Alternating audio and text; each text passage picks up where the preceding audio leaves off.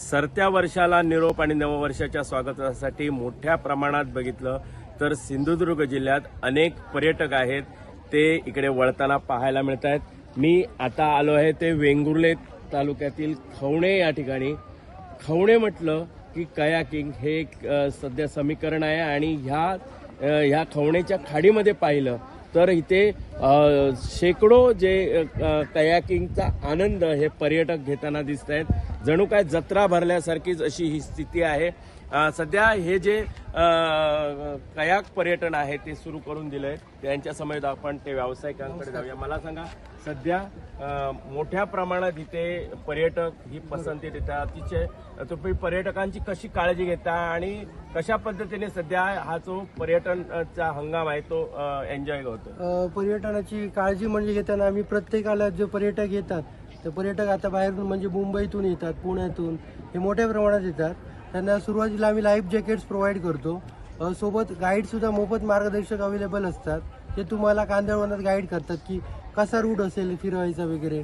त्यात तुम्हाला काही लोकेशन्स असतात जसे की मँग्रोव्हची केव्ह असते, फॉरेस्ट असतो, ग्रास सर्कल, हे काही लोकेशन्स तुम्ही बघू शकता. व पाण्याची लेवल पण तुम्ही जास्त अशी डीप नाही, 4 ते 5 फूट पर्यंत असते. त्यामुळे लहान मुलं पण त्यात एन्जॉय करू शकतात आणि लाईफ जॅकेट्स असतात त्यामुळे सेफ आहे पूर्ण. पर्यटक हे स्वतः हे कायाकिंगचा अनुभव घेतात. ती वेगळी एन्जॉयमेंट कशी असते? ती वेगळी म्हणजे आधी पर्यटकांना जायच्या आधी आम्ही पूर्ण प्रॉपर इन्स्ट्रक्शन देतो. बोट म्हणजे कशी चालवायची वगैरे असते, काही इथे इन्स्ट्रक्शन वगैरे असतात. ते सगळे इन्स्ट्रक्शन देऊन आम्ही त्यांना पाण्यात वगैरे सोडतो.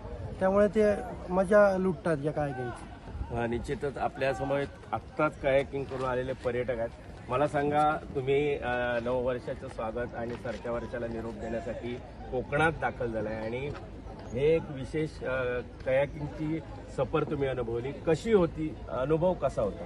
चांगला होता, अतिशय चांगला होता. ॲक्च्युली आम्हाला जेवढं कळलं होतं बाहेरून त्याच्यापेक्षा पण उत्तम अनुभव आम्हाला इकडे आल्यानंतर जाणवला.